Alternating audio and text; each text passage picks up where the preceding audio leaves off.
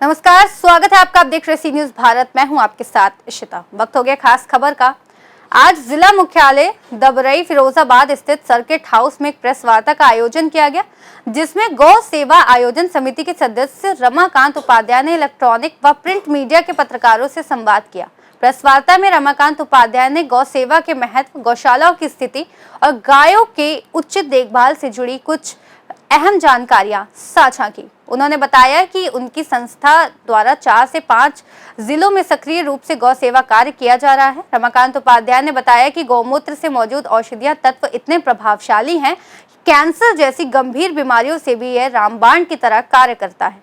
उन्होंने बताया कि गाय के गोबर से बनी खाद किसानों के लिए अत्यंत लाभकारी है, जिससे न केवल उत्पादन में बढ़ोतरी होती है बल्कि रासायनिक खादों से होने वाली बीमारियों से भी बचाव किया जा सकता है।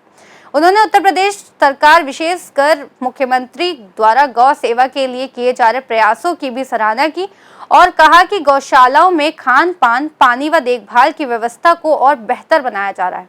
इसमें स्थानीय प्रशासन, अंडरटेकर और अन्य एजेंसियों की भागीदारी जरूरी है। रमाकांत उपाध्याय ने लोगों से अपील की कि वे अधिक से अधिक संख्या में गौ सेवा से जुड़े और गौ संरक्षण को जन आंदोलन बनाएं। उन्होंने ये भी कहा कि गायों की सेवा सिर्फ धार्मिक दृष्टिकोण से नहीं बल्कि स्वास्थ्य, कृषि और पर्यावरण संरक्षण के लिए भी अत्यंत आवश्यक है।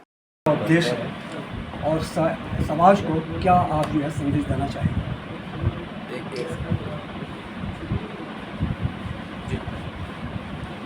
ऐसा है कि हमारा पूरे उत्तर प्रदेश के अंदर माननीय मुख्यमंत्री जी के नेतृत्व में गौ सेवा आयोग का जो काम चल रहा है, तो कैसे व्यवस्थाएं हों, कैसे अच्छी व्यवस्था हो, कैसे गाय का संरक्षण हो, गाय से किसान तक, किसान से खेत तक, ये सारी व्यवस्थाएं कैसे ठीक होंगी, उस पर हम सब लोगों ने प्लान बनाया है। उस प्लान को लेकर हम लोग उस पर कई जिलों में काम शुरू करा दिया है, क्योंकि ये हमारा गृह जनपद है।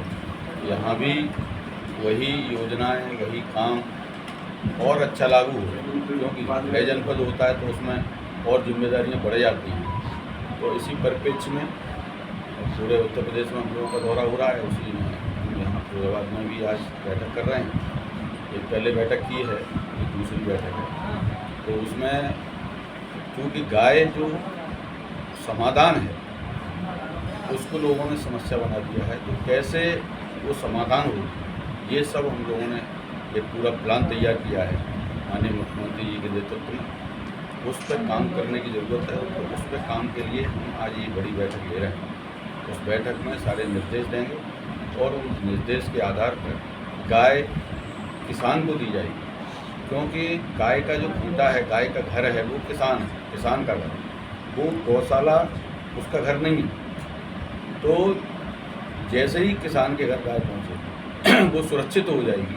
पहुँचेगी कैसे? क्योंकि अभी तक हम लोग दूध पर बात करते हैं, दूध के अलावा कहीं कोई आपने सुना नहीं होगा, दूध के अलावा कोई बात नहीं करता। लेकिन गाय दूध अपने जीवन में केवल 1/3 हिस्से में ही देती है, और गौमूत्र और गोबर जो बहुमूल्य उसके पास जो पदार्थ है वो पूरे जीवन भर देती है। तो शुरू से अंत तक वो जो पैदा होने के से लेकर और जब तक उसका अंत होता है, समाप्त अंतिम समय आता है, तब तक गौमूत्र देती है, गोबर देती है।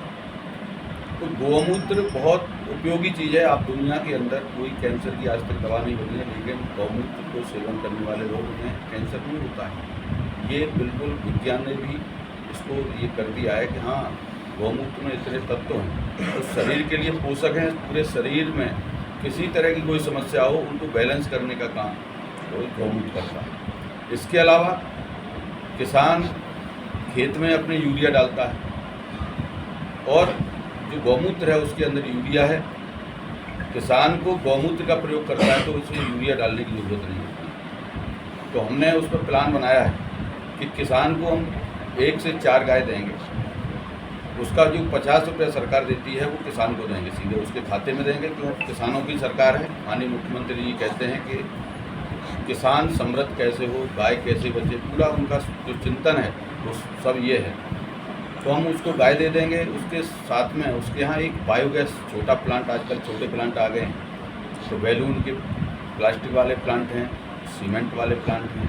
तो किसान के घर में एक बैलून वाला या उस तरह का प्लांट लग जाएगा। अपने ज़िले में 3 लगे हुए भी हैं। तो जैसे ही उसके यहाँ प्लांट लगता है तो उसके यहाँ गैस की जो आपूर्ति है वो सिलेंडर लेके भराने जाता है बाज़ार में, उसको जाने नहीं पड़ेगा, तो उसका पैसा बच जाएगा।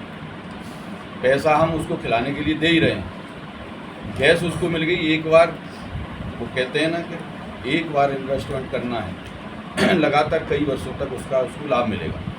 उसके बाद उसमें जो स्लेरी निकलती है वो उत्तम किस्म की खाद होती है। और वो खाद जो आदमी किसान जो है डीएपी लेने जाता है, आपको पता होगा जब डीएपी का जब खेती का समय आता है तो डीएपी मिलती नहीं है, ब्लैक में मिलती है, कहीं कुछ होता है, किसान परेशान होता है और पैसा भी खर्च करता है। 13.5 से 1400 रुपये के लगभग उसकी रेट है, उसको देता है और उसके बाद उसमें जहर भी आ जाता है घर में। तो ये उसकी डीएपी का खर्चा बच जाएगा, यूरिया का बच जाएगा, गैस का बच जाएगा। तो जैसे ही वो खेती इससे करेगा तो जो खेती आजकल जो हम लोग विष युक्त भोजन कर रहे हैं, घर घर में बीमारियां हैं, कैंसर के हॉस्पिटल अपने ज़िले में भी बन गया है। लेकिन मैं आपसे पूछना चाहता हूँ, कैंसर के हॉस्पिटल, एम्स, मेडिकल कॉलेज, क्या इसका समाधान है? मेडिकल कॉलेज फिरोजाबाद में बन गया, फिर भी मैं जब आगरा जाता हूँ तो हॉस्पिटलों में देखता हूँ प्राइवेट सेक्टर में, वहाँ पूरा फिरोजाबाद का हर हॉस्पिटल में अपने फिरोजाबाद के लोग होते हैं। माने कितने ही हॉस्पिटल बन जाए, कितना ही इस पर पैसा खर्च हो जाए, जब तक हमारा जो भोजन है तो सात्विक भोजन, विष मुक्त भोजन जब तक हमको नहीं मिलेगा तब तक हम स्वस्थ नहीं रह सकते हैं। तो कितना ही वो पैसा सारा जो स्वास्थ्य के ऊपर जा रहा है, फिर भी बीमारियां ठीक नहीं हो रही हैं। आप कितने बड़े आदमी को ले लो, कैंसर तुरंत मालूम पड़ता है, कैंसर हो गया, कहीं कोई बीमारी है, कहीं कोई बीमारी है। मैं तो बड़ी बड़ी बैठकों में पूछता हूँ, भाई इसमें कोई बताए कितने लोग स्वस्थ हैं, तो मालूम पड़ता है परिवार कोई मिलता ही नहीं। तो ये बीमारियां भी उसकी दूर होंगी। और जब वो इस तरह का उत्पाद पैदा करेगा तो हम सब लोग जो खेती नहीं करते हैं उनको अच्छा विष मुक्त भोजन मिलेगा।